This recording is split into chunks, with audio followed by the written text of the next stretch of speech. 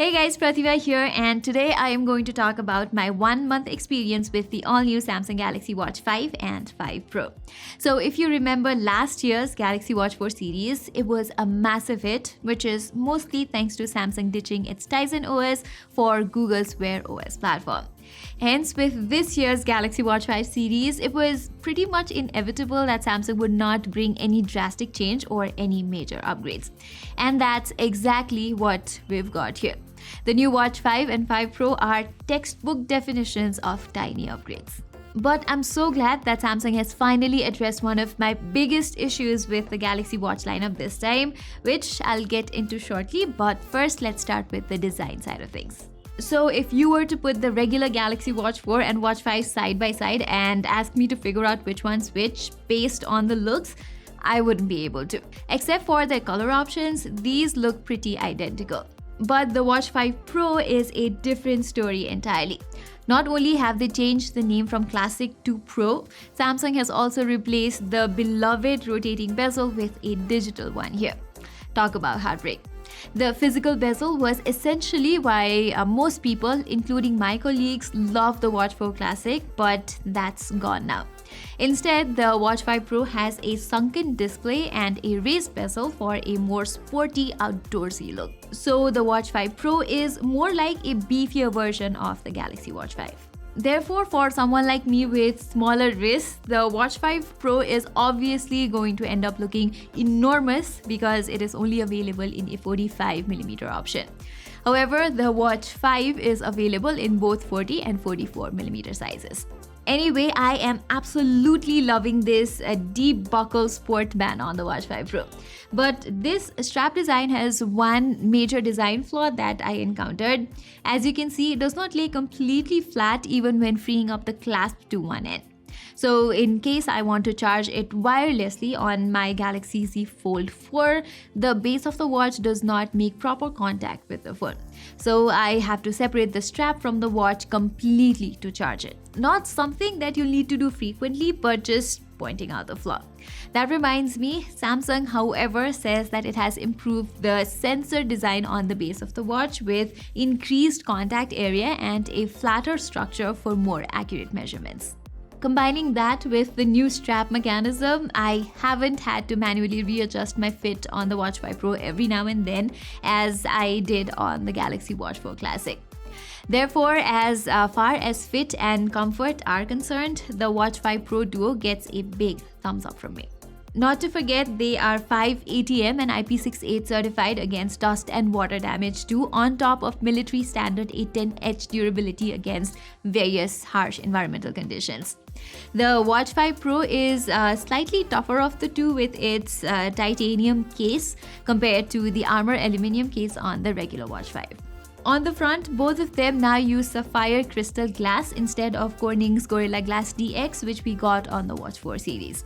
Samsung's exact claim is that the Watch 5 is 1.6 times and the Watch 5 Pro is twice as strong as its predecessor. On my usage, they've held up superbly with no major scratches and no dents, even though I have hit the wall by accident many times. Now, as for the actual quality of this display, it's great.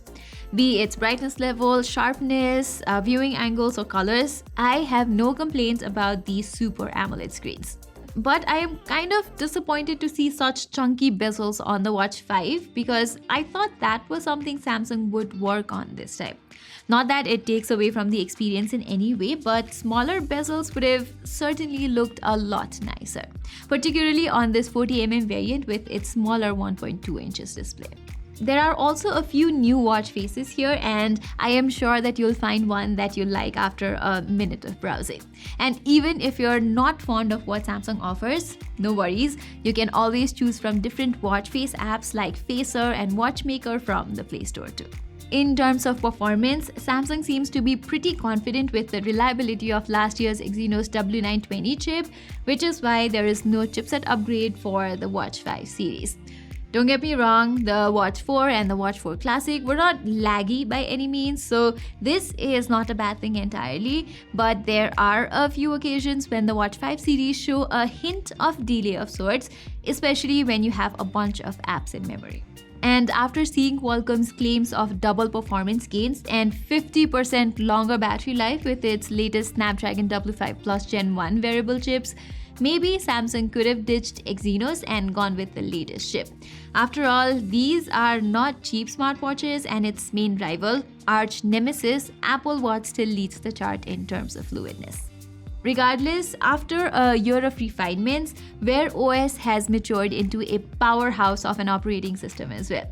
Samsung and Google have not made any distinct changes to the UI or UX itself, but you can find a few noteworthy feature additions here. Most noticeably, the Watch 5 Duo comes with Google Assistant support right out of the box, and it works pretty well. I think this experience is only going to get better with time, since Samsung also promises 4 years of software upgrades for the Watch 5 series. Likewise, Samsung has also basically enjoyed a monopoly in the Wear OS space for over a year now, because no other company has launched a smartwatch with Google's latest Wear OS 3 unified platform, except for the Mont Blanc Summit 3, which is a luxury watch that goes for $1,300. Now, when it comes to health and fitness tracking, the only major hardware upgrade here is the inclusion of an infrared temperature sensor. Samsung says that this can give you even more deeper insight into your sleep pattern, but unfortunately it isn't activated yet. And as to when this feature will be available, there is no official word except in the near future. But even without the temperature sensor, I am noticing way better sleep monitoring on the Watch 5 series. The Watch 4 and the Watch 4 Classic used to over-record my sleep duration most of the time, while that number is drastically down here. Other than this, it also accurately logs the time I go to bed and the time I wake up. And it can offer sleep coaching plans to help you doze off better by analyzing your sleep patterns as well. Okay, moving on, the body composition analysis, which measures the amount of muscle, fat, and water in your body, is supposedly better on these smartwatches too. But I am not convinced about that, because I am still getting different readings on the Watch 5 and 5 Pro when taking a body composition reading with one watch on my left and the other watch on my right hand. Besides, these smartwatches can track your heart rate, stress, blood oxygen levels, and all those standard stuff. There's still no all-day SpO2 monitoring though, whereas blood pressure and ECG measurement are yet to be available in regions like Nepal and India. On the other hand, they can also automatically track a bunch of different workouts, far more than what I will ever need. The Watch 5 Pro even has some special tricks up its sleeves, like you can now import the GPX file of your workout trail to the watch itself, and it will automatically give you turn-by-turn directions. Short for GPS exchange format, these files store GPS location data including maps and routes. And creating one for yourself is pretty easy. Just go to Google Maps, select directions, and then continue to enter your starting point and destination. After all that's done, simply copy the URL of your Google Maps page, then paste it into any GPX converter website to get the GPX file. Then download the file onto your phone, and the Samsung Health app will automatically sync the GPX file to your watch. I tested it on a fairly short route, and I've got to say I am impressed with how well it works as long as you're outdoors. And once you need to head back, there's also a track back feature using which you can get back to your starting point on the exact same route, which sounds great. But for now, both of these features are available for hiking and cycling exercises only. And I was also pretty shocked to find out that the Watch 5 Pro cannot detect when I've paused my hiking for some reason. Dear Samsung, please understand that I can't go on an hour-long hiking session without taking any breaks. Thank you. Maybe Samsung could have worked with Google to make importing GPX files a bit easier as well. Not that doing so is complicated by any means, even for a first-time user like myself, but I think some built-in option inside Google Maps would have been pretty cool instead of having to use a third-party service. And you know what? Maybe Samsung should bring this feature on the regular Watch 5 and even the Watch 4 series too, because the Watch 5 Pro does not really have any exclusive hardware built into it that enables all this. Like always, all your health and fitness data sync with the Samsung Health app. It's quite well designed to give you a quick overview of all the data at a glance, while also being sophisticated enough to give you lots of additional information for an even better understanding. The phone call quality is also quite nice here, and I am particularly fond of the haptic feedback on the Watch 5 Pro. But the one on the standard Watch 5 is just not that great. Okay, the biggest issue with last year's Galaxy Watch 4 series was mediocre battery life. But I am absolutely loving the battery life on the Galaxy Watch 5 series, especially the Pro model. With a bigger battery than its predecessor, the Watch 5 Pro has been consistently lasting me 3 days on a full charge, with continuous heart rate and stress monitoring turned on, alongside overnight blood oxygen tracking and about an hour of GPS usage in total. This is pretty much double of what I was getting with the Galaxy Watch 4 Classic. I know that's nowhere near what Huawei and Amazfit watches manage, but for a Wear OS powered watch, this is largely impressive. The Watch 5 also features a 13% larger battery over the Watch 4, although I did not notice any improvement in the actual battery endurance itself. Just one day of usage and it would be back on the charging station.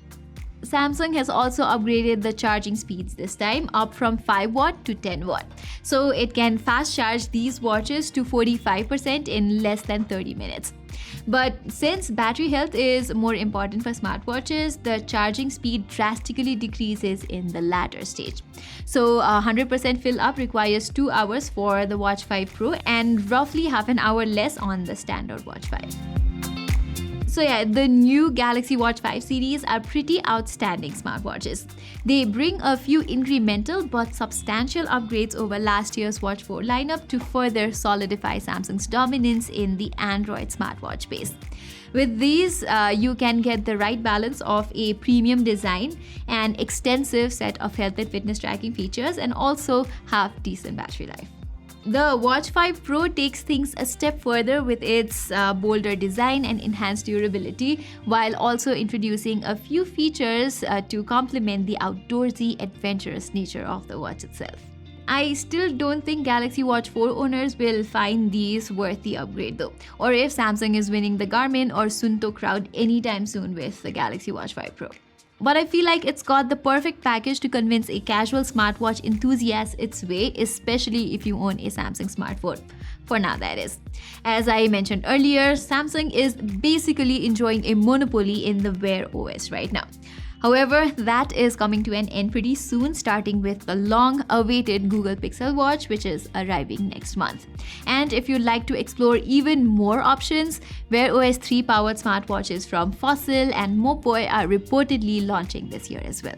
So guys, that was all for my 1 month experience with the Samsung Galaxy Watch 5 and the Watch 5 Pro. If you have any further questions about these smartwatches, do let us know in the comments below. Till then, I'm Pratima Adhikari and I will see you in my next video.